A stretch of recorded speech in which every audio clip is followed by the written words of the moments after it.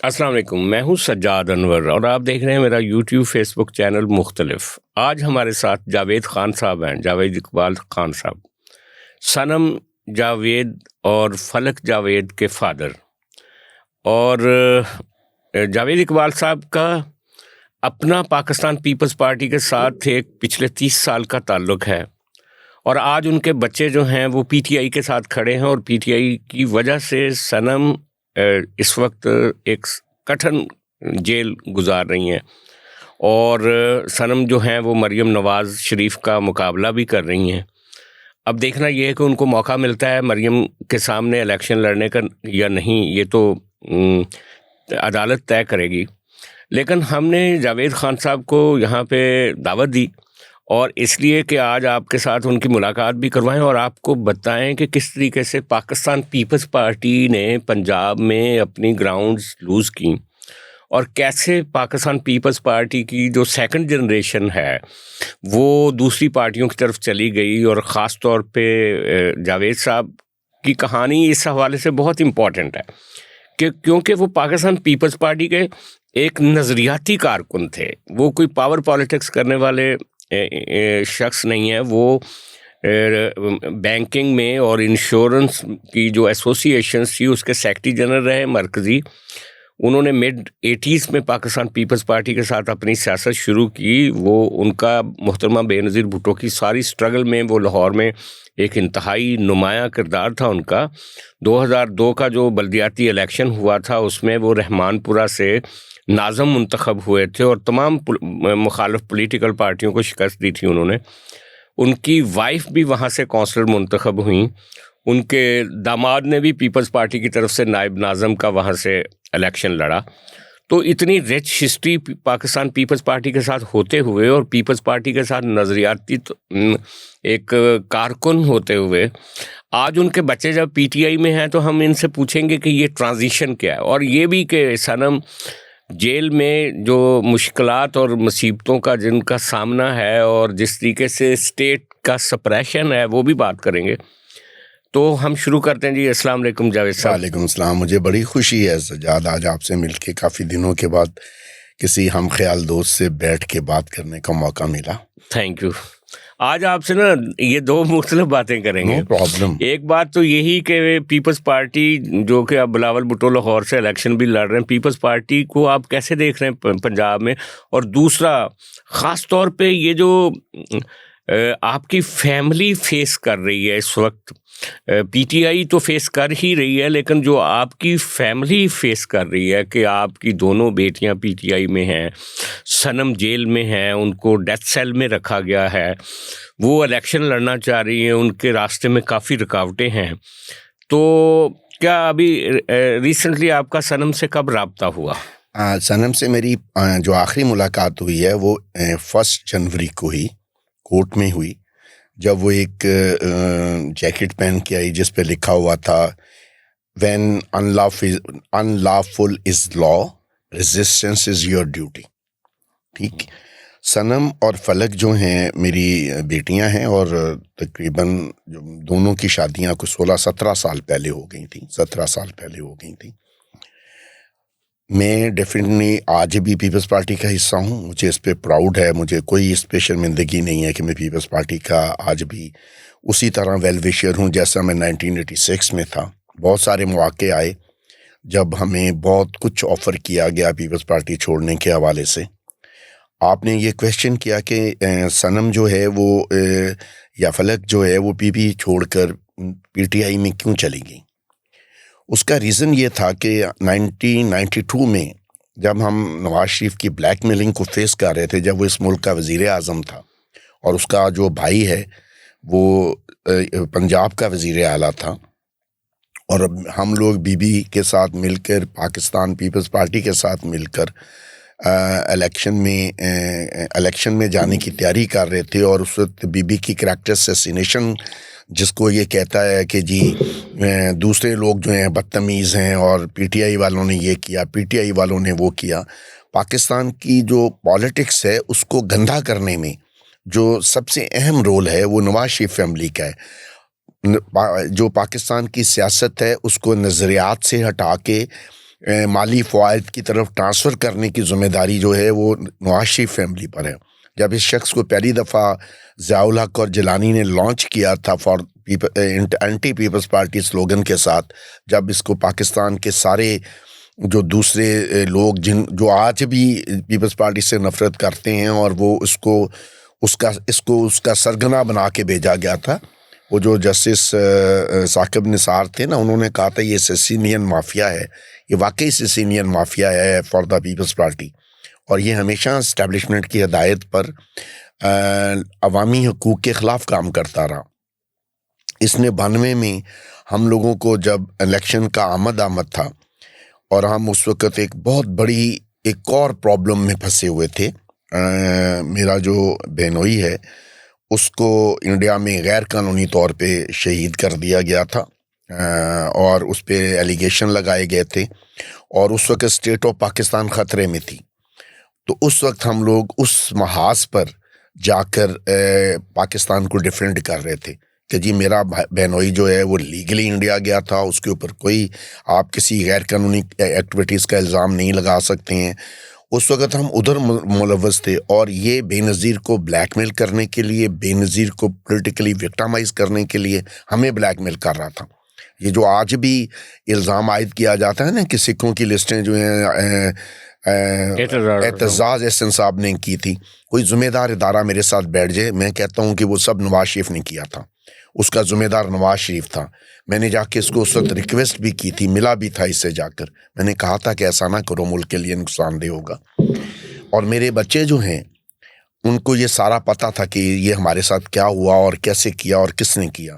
میں نہیں جانتا اس وقت کون اس کے پیچھے تھا، لیکن سامنے جو فیس تھا وہ نواز شریف کا تھا. میرے بچوں کے ڈی این اے میں یہ بات شامل ہے کہ نواز شریف جو ہے وہ ہمارا دشمن ہے یا عوام کا دشمن ہے. جب 90s میں جا کے لڑائی کے بعد اس نے موقع، جب یہ بھی اسٹیبلشمنٹ کی پہلی دفعہ جوتے کھانے کے بعد باہر نکلا، تو اس کو احساس ہوا کہ جی باقی لوگ کوئی بھی میرے پہ اعتبار نہیں کرتا ہے، تو مجھے کم از کم پولیٹیکل پارٹیز کو اپنے ساتھ انگیج کرنا چاہیے. اس نے انگیج کیا، اور بی بی بھی کیونکہ چاہتی تھی کہ جو اسٹیبلشمنٹ ہے اس کا رول منیمائز کیا جائے سیاست میں، تو انہوں نے ایک ایگریمنٹ کیا COD کے نام سے، چارٹر آف ڈیموکریسی کے نام سے، جو ایک اچھا بہت کلاسیفائڈ قسم کی کلاسیکل ڈاکومنٹ ہے، اس پہ عمل کیا جاتا. تو however ہمارے بچے جو ہیں ان کو جب اس بات کا، کیونکہ پیپلز پارٹی گراؤنڈ لیول پر اپنی جو اسٹڈی سرکلز ہیں اور جو باقی سورسز تھے اس سے اپنے ووٹرز یا اپنے ووٹرز کے بچوں تک یہ کنوے نہیں کر سکی کہ اس سے ہمیں کیا فائدہ ہوگا اور لوگوں کو کیا فائدہ ہوگا. اور کیونکہ 1977 کے بعد مواقع ملنے کے باوجود پاکستان پیپلز پارٹی کو پنجاب میں اور KP میں اسپیشلی گورنمنٹ نہیں بنانے دی گئی. ظاہر ہے اس صورتحال میں ہوتا یہ ہے کہ جو آپ کی نئی جنریشن ہوتی ہے وہ مجھے آپ کو سب کو سٹرگل کرتے دیکھتی ہے، وہ یہ کہتی ہے آپ لوگوں کی تو سٹرگل جو ہے یوز لیس ہے، آپ لوگ تو پاور میں آتے ہی نہیں ہو، آپ کو تو آنے ہی نہیں دینا انہوں نے.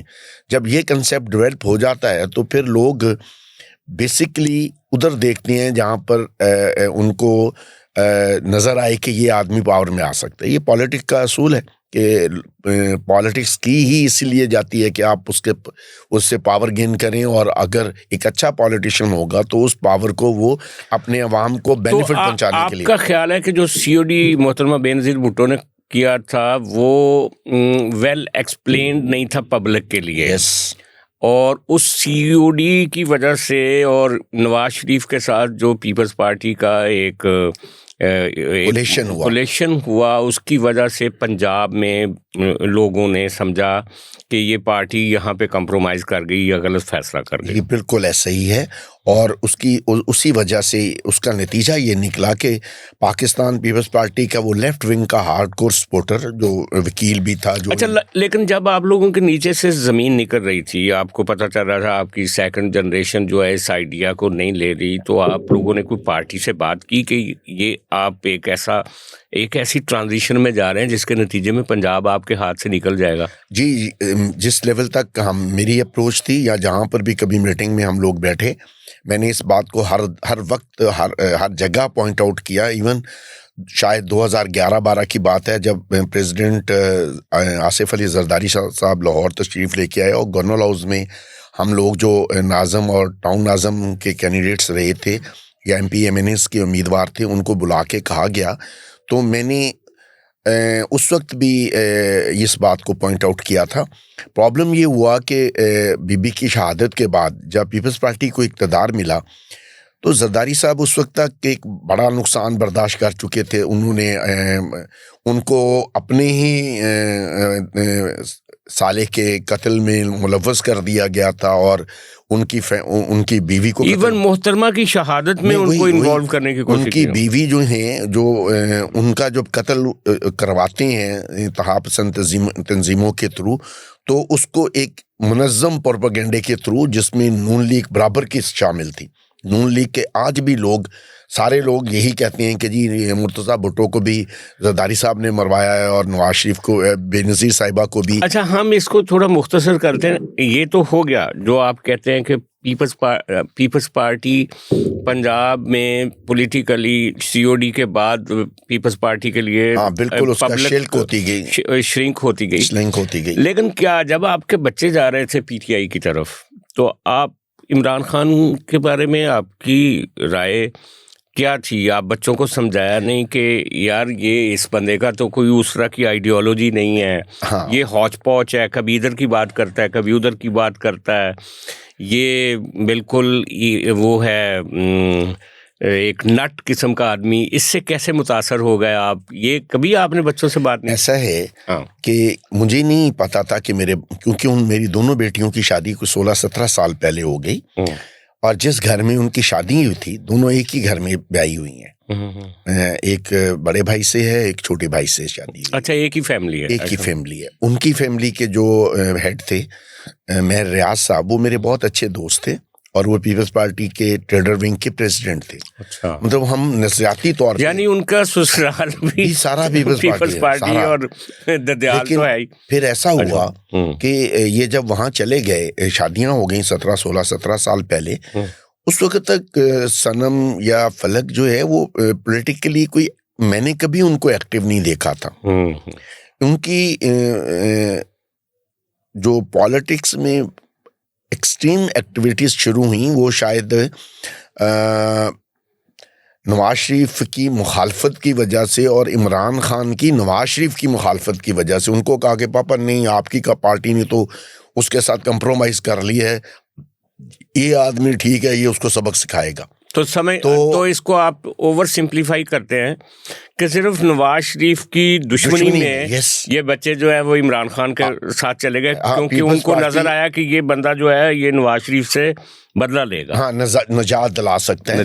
دیکھیں، پاکستان پیپلز پارٹی کو جتنا وکٹمائز کیا گیا ہے، اس کے پیچھے کون تھے یہ کسی کو نہیں پتا۔ بی بی ہمیشہ اس کو شیر کے کھال میں چھپے ہوئے گدھے کو پپٹ کہتی تھی، تو ان بچوں کو یہ نہیں پتا کہ اس پپٹ کو ڈرائیو کون کر رہا تھا، یا اس کو پیچھے انگلیاں کون ہلا رہا تھا۔ بچوں کو یہ بھی نہیں پتا تھا کہ شاید وہی اس کے پیچھے تھا اور وہی عمران کے پیچھے ہے، لیکن یہ نہیں پتا تھا۔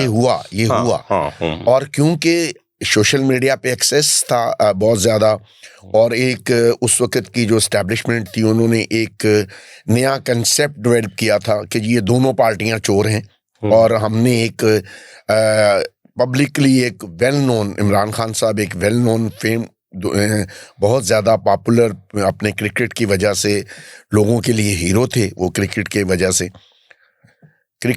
سے ہیرو تھے، تو اس لیے جنریشن جو ہے، ینگ جنریشن جو ہے، ان کی طرف ویسے ہی اٹریکٹ تھی۔ اور جب انہوں نے اس سارے معاملے میں لوگوں کو یہ ایجوکیٹ کرنا شروع کیا کہ یہ سارے پارٹیاں چور ہیں اور یہ ملے ہوئے ہیں آپس میں، آپ کا خیال ہے کہ جو اسٹیبلشمنٹ نے ایک انوائرنمنٹ کریٹ کی اور عمران خان کو ایک ہیرو بنا کے اور دونوں پارٹیوں کو چور ثابت کرنے کا جو پروسیس تھا، اس میں بچے جو گمراہ بھی ہوئے؟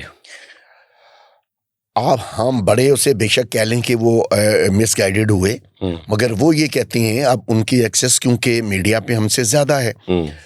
جب پاکستان کی اسٹیبلشمنٹ نے 5th جنریشن ہائیبریڈ وار شروع کی اور اس کا کپتان جو ہے عمران خان کو بنا دیا، اب جب آپ سارے پاکستان کے جو انسٹیٹیوشنز ہیں وہ ایک آدمی کو پروموٹ کر رہے تھے اس وقت، چاہے وہ ٹھیک کر رہے تھے یا غلط کر رہے تھے، اگر جرم ہے تو ان کا ہے، اگر غلط ہوا ہے تو جرم ان کا ہے، بچوں کا نہیں ہے.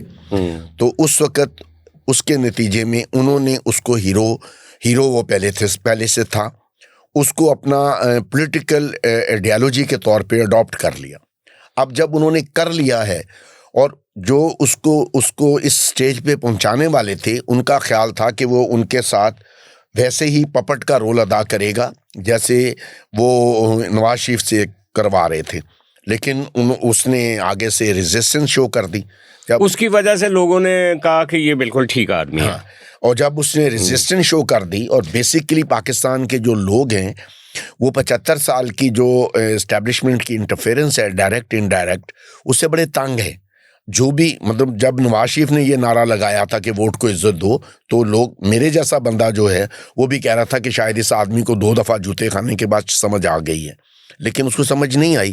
اس کو جب بھی موقع ملا ہے، ایون 2007 میں پیپلز پارٹی نے اسٹیبلشمنٹ کے ساتھ اگر مل کر گورنمنٹ بنائی ہوتی تو آج پیپلز پارٹی 2007 سے لے کے آج تک اقتدار میں ہوتی. پیپلز پارٹی نے گورنمنٹ نہیں لی، اس طرح سے نہیں بنائی، کی ڈیمانڈ کے مطابق نہیں بنائی. اس وقت اسٹیبلشمنٹ جو ہے وہ بلکہ پیپلز پارٹی نے تو 2008 میں اگر گورنمنٹ بنائی تو اسٹیبلشمنٹ کی مرضی کے خلاف نواز شریف کو بھی ساتھ دیا، سب کو ساتھ لیا. ہاں، پیپلز وہ 18ویں ترمیم کی. یس پیپلز پارٹی نے اس وقت، نواز شریف اس وقت ناپسندیدہ چیز تھی اسٹیبلشمنٹ کے لیے.